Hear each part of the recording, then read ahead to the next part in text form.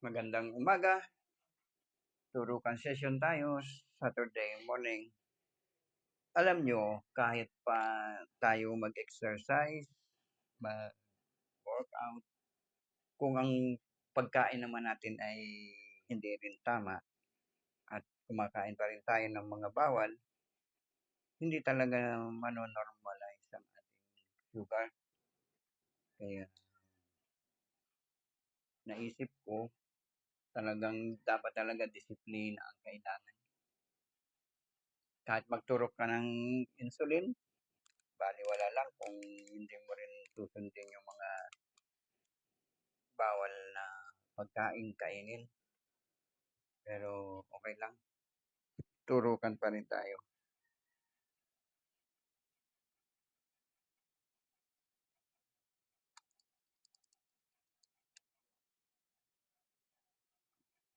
Okay, finish. Maraming salamat sa panonood at magandang umaga sa inyo lahat.